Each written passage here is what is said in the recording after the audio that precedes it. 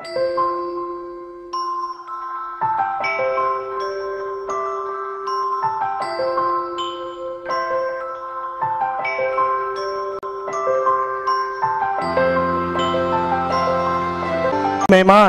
नांदेड़ लोकसभा पार्लिमानी चुनाव के हम सबके हरदिल अजीज़ उम्मीदवार प्राध्यापक डॉक्टर यशपाल भिंगे सर की इंतखाबात जो चल रहे हैं उसकी प्रचार सभा में हाजिर सभी मेरे बुज़ुर्गों, दोस्तों, नौजवानों, साथियों, बिना कोई वक्त गंवाए मैं डायरेक्ट अपनी बात पे आता हूँ। वक्त कम है इसलिए माफ़ी चाहता हूँ कि मैं किसी के नाम नहीं ले सका। और साथियों, आज हम लोग यहाँ पर जिस जलसे के आप शामिल हुए हैं, मैं आपको ये बताऊं कि आज दो तरीक़े से एक मूवमेंट चल रही है। जो ख़ास लोग हैं, जो सरमायादार हैं, जो फ़िरका परस्त हैं, वो इंतखाब में शामिल हुए हैं। उनके लिए ये इंतखाब चल रहा है, उनके लिए चुनाव है, उनके लिए महज इंतखाब है। लेकिन जो इस शहर का आम आदमी है, जो आम लोग हैं, जो दबे हुए हैं, जो कुचले हुए हैं, जो पसमानदा हैं, जो महरूम हैं, जो मजलूम हैं, ऐसे सभी ज़ात और बिरादरी के लोग इसको एक इंतखाब के तौर पे नहीं, एक इनकलाब के तौर पे लड़ रहे हैं। और ये एक इनकलाब है सभी पिछड़ों का, सभी पसमानदा का और सभी पीछे पड़ी हुई जमातों का। ये तबके पीछे क्यों पड़े हुए हैं? आज आप देख रहे होंगे कि मौजूदा हुकूमत बीजेपी की थी, फ़िरका परस्तों की हुकूमत थी। 5 साल फ़िरका परस्त हुकूमत ने जो जुल्म इस मुल्क में किए हैं वो सिर्फ मुसलमानों पे नहीं, मुसलमानों पे किए ही हैं, शरीयत पे हमला किया ही है, लेकिन दिगर कम्युनिटी को लेकर भी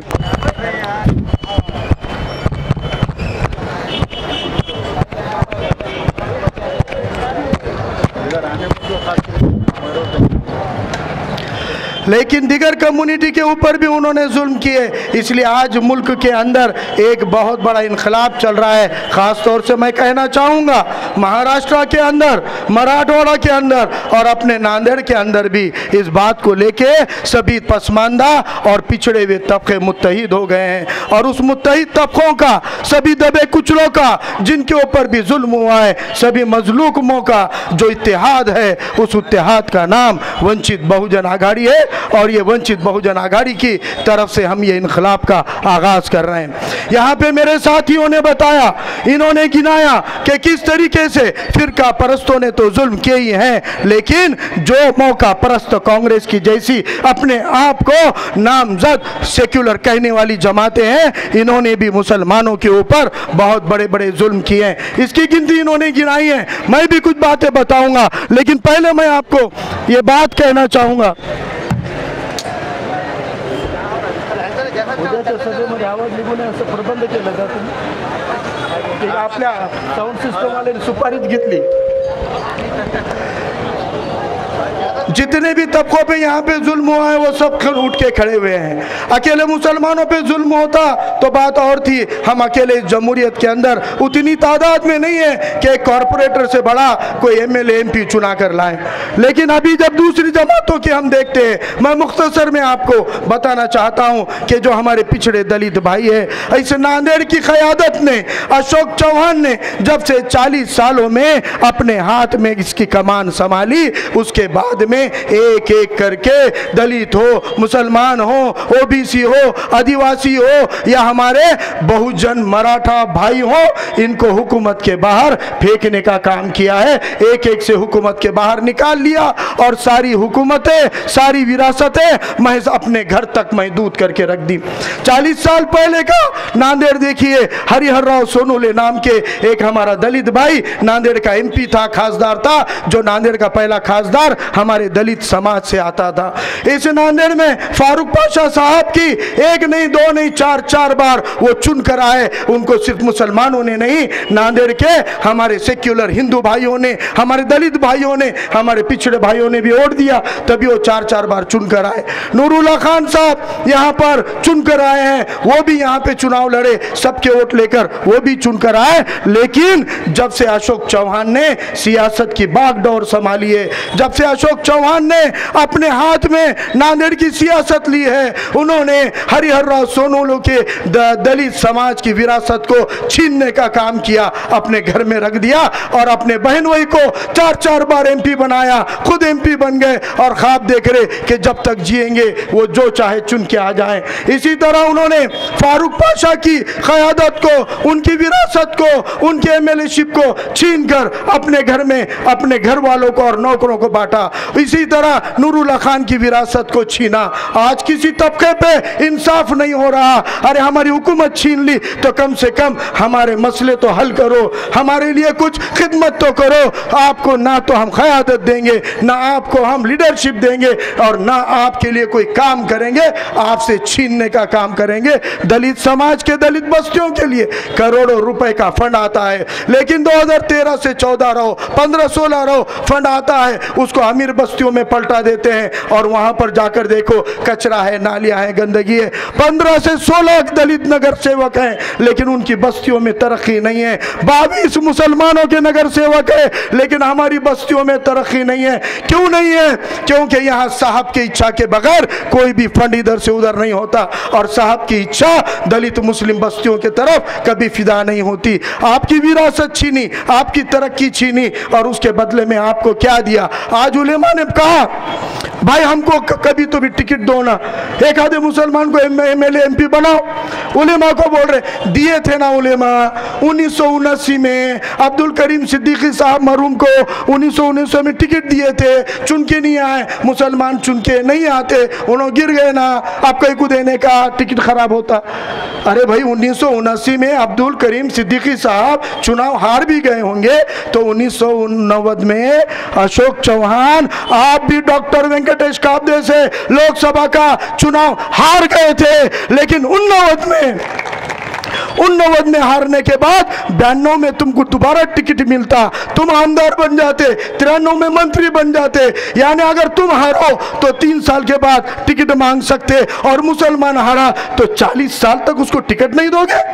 अरे एक बार हारे वाले को तुम क्या महदूद करके बता तो दो कि मुसलमान को एक बार टिकट देंगे, हार गया तो 50 साल नहीं देंगे, दलितों को एक बार देंगे, एक बार हार गया तो 70 साल नहीं देंगे। ऐसा कुछ कानून तो बनाओ। किसका कानून है? कहां का कानून है? कौन सा संविधान है? और हम हारे तो 40 साल टिकट नहीं, तुम हारे तो 30 साल के बाद। ओम से 3 बार हारे थे, पहली बार हारे फिर टिकट दिए, दूसरी बार हारे फिर टिकट दिए, तीसरी बार जीते, चौथी बार हारे तब भी टिकट दिए थे इसलिए हारे।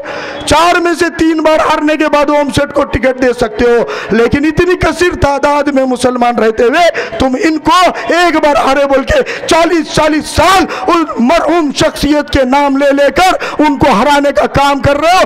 अरे नांदेड़ की आवाम ने 79 में एक बार उनको हराया होगा सिद्दीकी साहब को, लेकिन अशोक चौहान बार बार उनकी हार का जिक्र करके मुसलमानों के वकार को ललकारने का काम करते हैं। इसलिए इस बार नांदेड़ के दलितों ने ठान लिया हरिहर राव सोनूले की विरासत हम छीन के रहेंगे। मुसलमानों ने ठान लिया फारूक पाशा की, नूरुल्लाह खान की विरासत हम छीन के रहेंगे। ओबीसी भाइयों ने ठान लिया कि यहाँ की ओबीसी लीडरशिप की, धनगरों की, बंजारों की, वंजारियों की, माड़ी की, कोड़ी की, सुतारों की, सुनारों की लीडरशिप जो अशोक चौहान ने महदूद कर दी, इसको हम छीन के रहेंगे। इसलिए हर तबका इनके पीछे से हट गया। जाकर देखो दलित बस्तियों में, एक चक्कर लगाओ, कहीं पे भी कोई कांग्रेस का, बीजेपी का नाम और निशान नहीं दिखेगा। हर दलित बस्ती में जिक्र चलेगा बाला साहब अंबेडकर और असद अवैसी के, कैंडिडेट यशपाल भिंगे का और कब्दस्तरी का।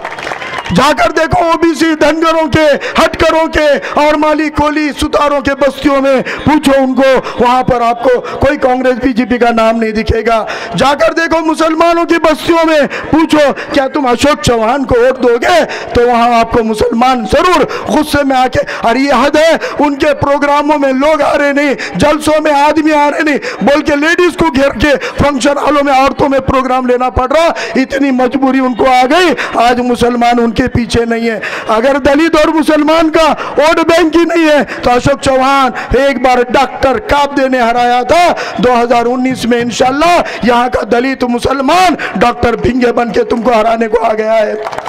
अपने ऊपर के जुल्मों के हिसाब मांगने के लिए आया है, 40 साल की नाइंसाफियों का हिसाब मांगने के लिए आया है। आप हमको बीजेपी से डराने का काम मत करो।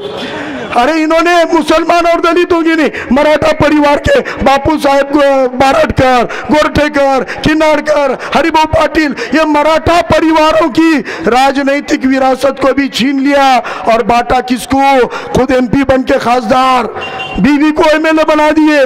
क्यों भाई? ये क्या दुकान पे बिकने वाली कोई वस्तु है, जेवर है जो अपने बीवी को तोहफे में दे दिए? ये जमहूरियत है जनाब। यहाँ पर अच्छे लोग और सच्चे लोग चुन के आना चाहिए, लेकिन धन शक्ति का, पैसों का बल वापर के आपने खासदार की अपने घर में और चोरों को खड़े करके आमदार की भी अपने घर में, और उसके बाद उत्तर से मौका आया तो फारूक पाशा, हरिहर राव सोनूले की विरासत याद नहीं आई? कोकन से शोपीस वाला अपना दोस्त उठा के लाए, डीपी सावंत नाम का, और उसको 1 से 2 बार आमदार बना दिए ताकि अपने घर में एमएलए रहे। सत्तार भाई को एमएलसी बना तुम बोले थे, और बाद में किसको बना दिए? भाभी ने नहीं बोल दी, सत्तार भाई को नहीं बनाने का बोली, बोल के बना दिए अमर राजूरकर को। यानी आज साहब खासदार बनेंगे, बीबी आमदार बनेंगी, गुलामा एमएलसी बनेंगे, साहब बीबी गुलाम की सत्ता चलेगी, लेकिन तुमको इंसाफ नहीं मिलेगा, तुमको हक नहीं मिलेगा। अरे ये सियासत को हम बदलने के लिए, ये इनके हमारे लिए ये इंतखाब नहीं है, इनकलाब है। आखिरी बात बोल के जगा लेता हूँ कि अशोक चौहान यहाँ का दलित, यहाँ का मुसलमान, यहाँ का बहुजनवादी, मराठा, ओबीसी, बंजारी सारा समाज एकजुट होकर तुमसे इंसाफ मांग रहा है। हमको आप भाजपा से डराने की कोशिश मत करो, खास तौर से मुसलमानों को, भारतीय मुसलमानों को, इंडियन मुसलमानों को डराने की कोशिश मत करो। भारतीय मुसलमान कौन है? भारतीय मुसलमान जिसका पुख्ता ईमान है, जिसके सीने में कुरान है, जिसके हाथ में संविधान है, वो तुम्हारे मोदी से क्या, वो तो फिरौन से नहीं डरे वाली कौम है। ये मोदी से डरने वाली नहीं है। कब तक मोदी और शिवसेना बीजेपी से डरा के हमारे वोट लोगे?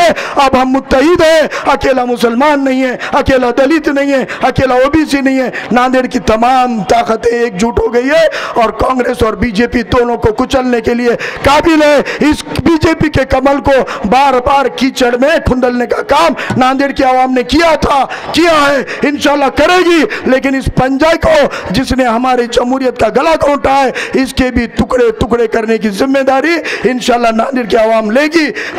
इसलिए आपसे अपील करता हूं, बिना झिझके, बिना बहके, बिना पटके, ताकत के साथ में बोलो। इस बार हम इंतखाब नहीं, इनकलाब कर रहे हैं और इस बार हम कांग्रेस बीजेपी को हराने वाले हैं और कब्बशी को, यशपाल भिंगे को, वंचित आघाड़ी को, बाला साहब अम्बेडकर को, असदुद्दीन अवैसी को और कब्बशी को जिताने वाले हैं। इस ऐलान के साथ में आप लोगों से रुखसत लेता हूँ। अल्लाह हाफिज़, इनकलाब जिंदाबाद। शुक्रिया सर।